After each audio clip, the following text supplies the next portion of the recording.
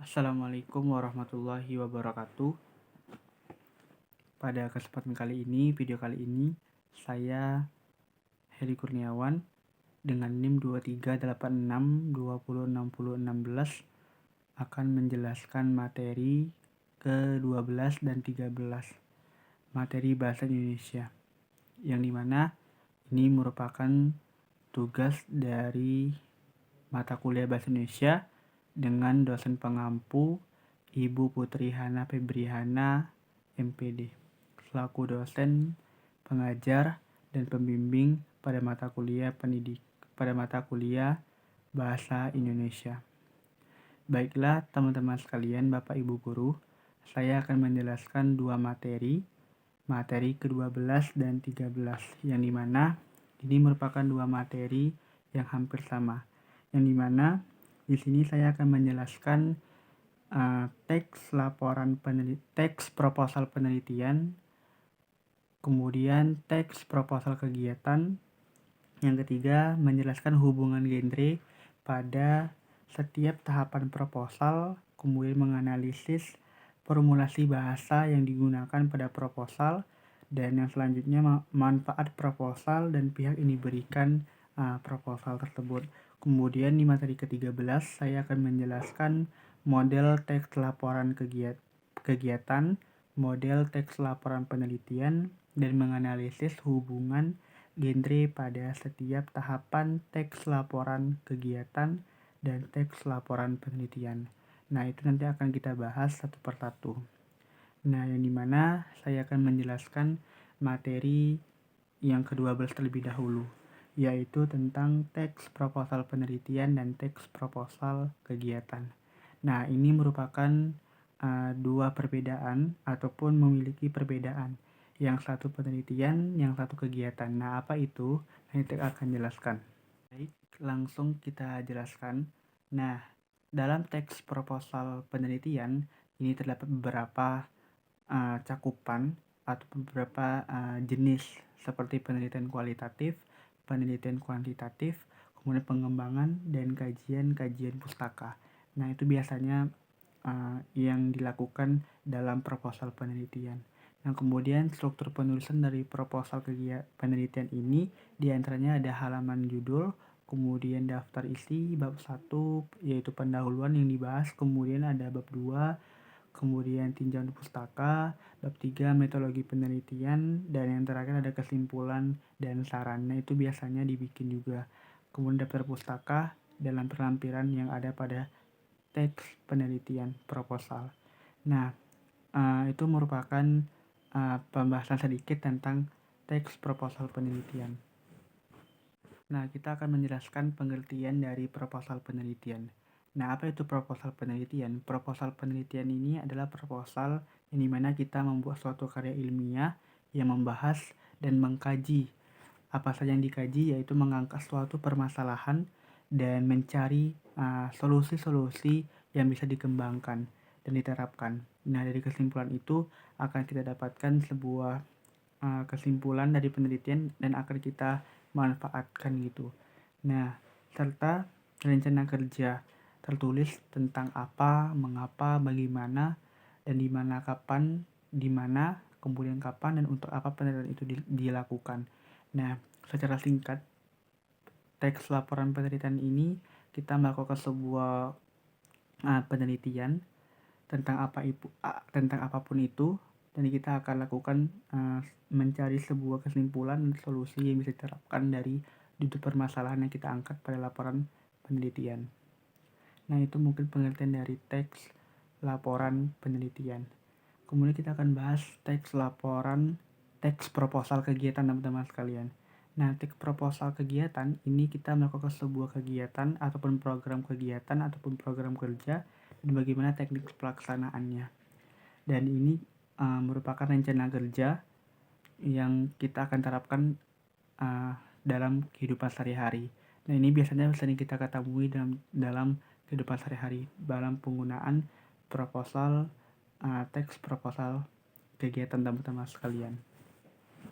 Istilahnya dalam proposal kegiatan ini kita mencari sebuah sponsor kegiatan ataupun sponsor acara dan izin dari pelaksanaannya ataupun izin dari sebuah pelaksanaan. Nah, pada suatu acara yang berlangsung, misalnya kita melakukan peringatan ulang tahun sekolah pada uh, pada proposal-proposal ini berarti kita menampilkan ke muka, membayangkan dan mengajukan serta mengusulkan. Nah, itu merupakan secara singkat pengertian proposal kegiatan. Jadi proposal kegiatan itu kita melakukan sebuah kegiatan di mana kita akan meminta sebuah uh, dana atau akan meminta sebuah dukungan dan juga meminta sebuah perolehan sponsor dari izin pelaksanaannya gitu. Jadi contohnya tadi seperti kita melakukan peringatan ulang tahun sekolah.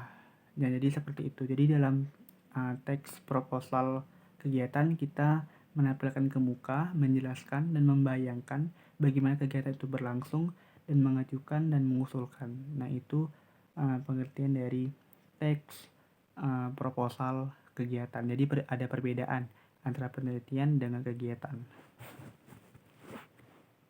Kemudian kita akan menjelaskan hubungan genre pada setiap tahapan proposal. Nah, itu apa saja? Jadi, hubungan genre pada setiap tahapan proposal itu harus saling berhubungan satu sama lain atau saling nyambung dan berkaitan antara awal sampai akhir.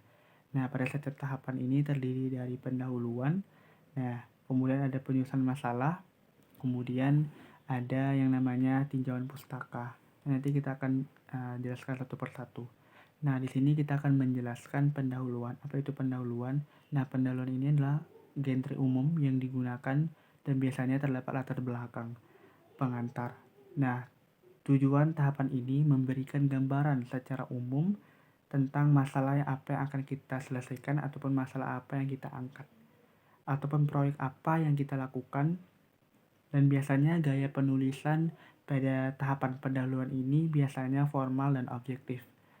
Kemudian yang kedua ada penyusunan masalah. Nah, apa itu penyusunan masalah? Penyusunan masalah ini merupakan tahapan genre yang digunakan pada deskripsi masalah, yaitu dijabarkan secara masalah, secara umum dan fokus utamanya itu terletak pada identifikasi dan menyelesaikan masalah yang ingin diselesaikan. Dan gaya penulisannya biasanya ini lebih ke jelas, terperinci dan objektif. Nah, itu mungkin penyusunan masalah. Yang ketiga ada tinjauan pustaka. Nah, tinjauan pustaka ini melibatkan studi literatur ataupun studi terdahulu yang kita jadikan sebagai acuan. Tujuannya adalah untuk menyajikan penelitian dan karya yang relevan yang telah dilakukan sebelumnya. Dan pada ini gaya penulisannya harus akademik dan informatif. Kemudian yang keempat ada metode penelitian. Nah, apa itu metode penelitian? Ini metode penelitian adalah metode yang digunakan pada saat laporan penelitian itu kita lakukan. Yang dimana ini kita menentukan metode apa yang harus kita pakai atau kita gunakan atau kita rancang pada penelitian. Dalam hal ini, kita menjelaskan langkah-langkah yang diambil dalam mengumpulkan data-data dan menganalisis dan mencapai tujuan dari penelitian. Nah, gaya penulisannya itu biasanya jelas, rinci, dan logis. Kemudian yang kelima ada rencana kerja. Apa itu rencana kerja?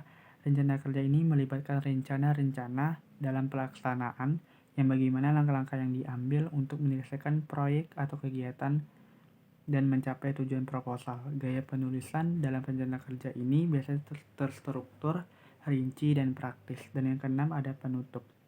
Penutup ini merupakan genre yang harus ada pada laporan ataupun pada proposal kegiatan maupun penelitian, yang dimana pada penutup ini kita menyampaikan kesimpulan yang kita dapatkan maupun ringkasan-ringkasan ini. Ini menyampaikan secara per poin per poin.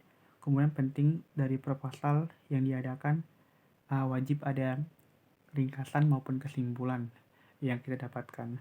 Kemudian gaya penulisannya itu singkat, kemudian kuat dan meyakinkan. Mungkin itu saja yang bisa saya sampaikan. Kemudian ada aspek yang dianalisis dalam formulasi bahasa dalam proposal kegiatan maupun penelitian. Yang pertama ada kekuatan dan kebenaran. Nah, itu wajib ada karena kita dalam melakukan kegiatan maupun penelitian itu wajib ada kekuatan dan kebenaran yang dapat diuji secara teori maupun secara langsung. Dan ini diuji dan benar-benar terjadi antara laporan penelitian maupun kegiatan. Jadi antara penelitian kegiatan itu harus benar-benar nyata dan teruji. Kemudian yang kedua ada gaya penulisan dan kesesuaian. Yang ketiga ada kekuatan dan daya, yang dimana ini dapat meyakinkan pembaca ataupun orang-orang yang melihat dari laporan penelitian ataupun dari proposal yang kita ajukan. Kemudian ragam bahasa dan kelancaran. Ragam bahasa penting banget dalam kelancaran.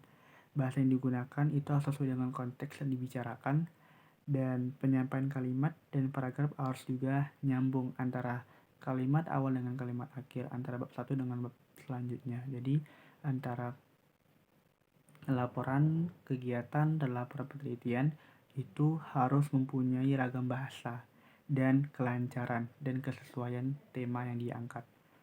Kemudian struktur dan organisasi seperti judul, kemudian dan seterusnya itu harus jelas agar mudah dipahami dan mengikuti isi-isi dari proposal. Nah, mungkin itu saja dari aspek formasi bahasa dalam proposal. Kemudian kita akan membahas manfaat dari proposal. Mungkin manfaat proposal mungkin sudah tidak asing bagi kita. Mungkin ada juga yang tahu ya teman-teman sekalian, Bapak Ibu guru. Nah, manfaat proposal itu yang pertama yaitu mencari dukungan, mencari bantuan ataupun mencari para donasi-donasi. Nah, karena kan kita dalam melakukan penelitian maupun kegiatan itu membutuhkan dukungan, baik itu secara moral maupun secara keuangan. Nah, yang kedua, dari adanya manfaat proposal, kita mendapatkan kegiatan yang diadakan itu jelas. Kemudian serta jelas dalam kebutuhannya apa saja. Kemudian yang ketiga, orang yang lebih paham yang kita ajukan atau rencanakan.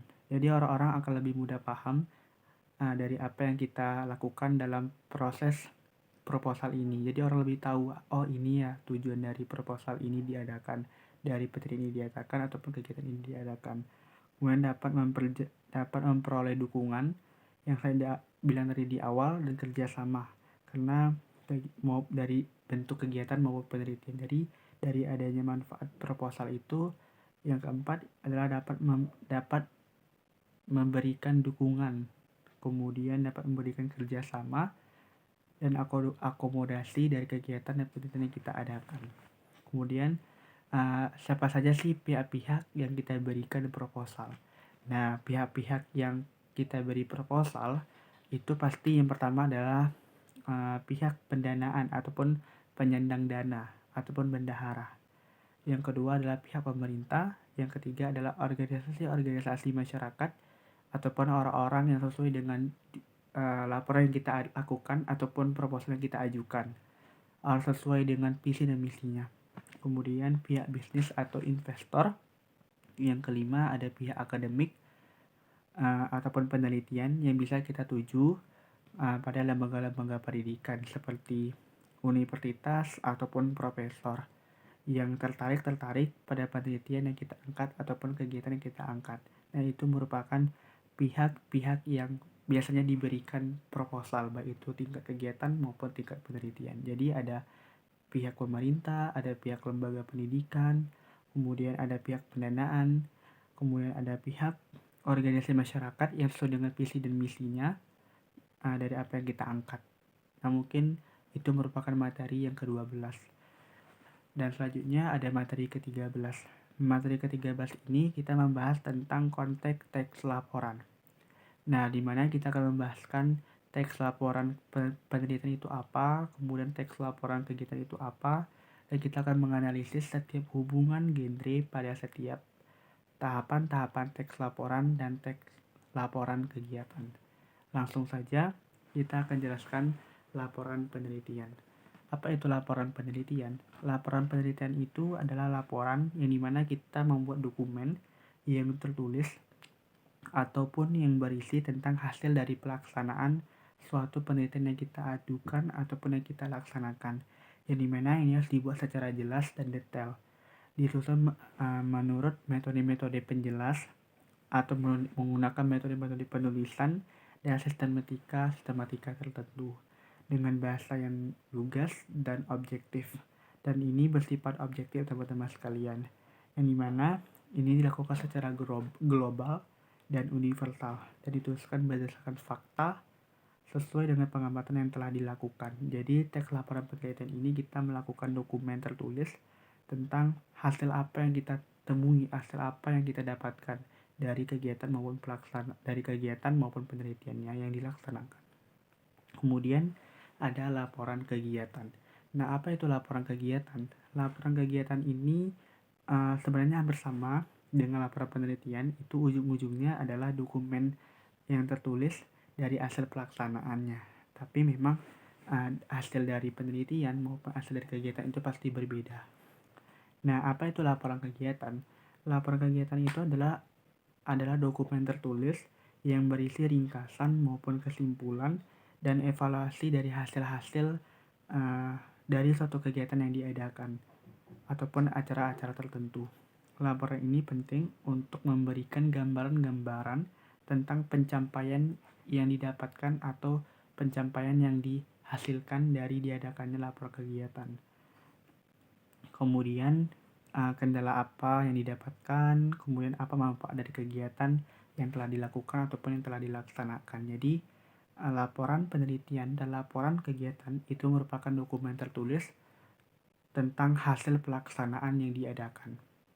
Kemudian kita akan menganalisis hubungan genre pada setiap tahapan laporan-laporan kegiatan dan penelitian. Ini terdapat ada 6 kategori. Yang pertama ada ringkasan, yang kedua ada pendahuluan, yang keempat deskripsi kegiatan dan penelitian, keempat ada pelaksanaan dari kegiatan dan penelitian itu seperti apa, kelima penutup atau kesimpulan, dan yang keenam yang terakhir ada daftar pustaka dan lampiran. Nanti kita akan jelaskan satu persatu. Nah, di sini kita akan mulai dari ringkasan. Nah, dalam laporan kegiatan maupun dalam laporan penelitian itu wajib ada ringkasan. Kenapa? Karena itu penting bagi orang-orang yang membaca ataupun orang-orang yang bekerjasama dengan kita tadi. Karena penting banget dari ringkasan tersebut, jadi orang lebih mudah paham dengan apa laporan yang kita lakukan tersebut ataupun dari kegiatan yang kita lakukan ataupun penelitian yang kita lakukan. Jadi dalam ringkasan ini terdapat unsur-unsur yaitu tujuan yang diadakan, deskripsi singkat dari kegiatan yang dilakukan maupun penelitian yang dilakukan, kapan pelaksanaannya, kemudian saran dan perbedaan dapat dilihat dari ringkasan kegiatan dan penelitian. Nah, jadi perbedaan dari ringkasan kegiatan maupun penelitian itu sangat berbeda. Yang dimana kalau secara susunan ataupun secara unsur-unsur pembentuk itu berbeda antara penelitian maupun kegiatan. Dimana pada penelitian itu terdapat landasan teori, kemudian ada metodologi penelitian, sedangkan kegiatan itu tidak ada. Itu hanya semacam pada kegiatan itu hanya semacam strategi kegiatan dalam melaksanakan kegiatan. Yang kedua ada yang kedua ada pendahuluan. Nah, apa itu pendahuluan? Pendahuluan ini berfungsi untuk menyampaikan latar belakang dari apa yang dilaksanakan atau dari apa yang kita lakukan. Nah, gambaran ini tentang jenis dan bentuk kegiatan. Kemudian untuk memaparkan jenis dan bentuk kegiatan dan penelitian yang ditampilkan. Jadi pada unsur pendahuluan ini kita menyampaikan gambaran-gambaran tentang jenis dan bentuk kegiatan ataupun penelitian yang kita lakukan ataupun yang kita laksanakan agar orang lebih mudah memahami. Kemudian yang ketiga ada deskripsi. Deskripsi kegiatan dan penelitian. Nah, deskripsi ini berisi paparan tentang nama kegiatan, kemudian nama penelitian, lokasi di mana dilakukan kegiatan ataupun penelitian tersebut, waktunya kapan, dan bagaimana pelaksanaannya. Kemudian ada keempat, ada pelaksanaan. Pelaksanaan ini merupakan tahapan yang berfungsi untuk menguraikan apa yang dilakukan dan apa saja strateginya, kendala apa yang dihadapi, dan langkah-langkah apa yang dihadapi pada pelaksanaannya. Jadi dalam pelaksanaan ini, dalam kegiatan maupun penelitian pasti ada kendala yang dihadapi dalam proses pelaksanaannya. Yang kelima ada penutup. Apa itu penutup? Penutup ini adalah berisi kesimpulan ataupun pernyataan yang telah dilaksanakan dengan baik dan bermanfaat, dan saran-saran dalam perbaikan kegiatan yang akan datang. Jadi dalam penutup ini akan terdapat beberapa kesimpulan ataupun akan terdapat pernyataan-pernyataan dari kegiatan ataupun penelitian yang akan kita lakukan. Itu pasti ada perbaikan gitu. Dan selanjutnya yang keenam, yang terakhir, ada daftar pustaka dan lampiran. Nah, daftar pustaka itu penting banget dalam penelitian, karena kalau nggak ada daftar pustaka maka penelitian itu tidak sah. Nah, begitu juga dalam kegiatan. Dalam kegiatan juga diperlukan juga sebuah lampiran dari apa yang kita lakukan ataupun dalam apa yang kita laksanakan. Dalam hal ini merupakan bagian akhir ataupun tahapan akhir, dan ini wajib dilakukan dengan baik. Ini merujuk pada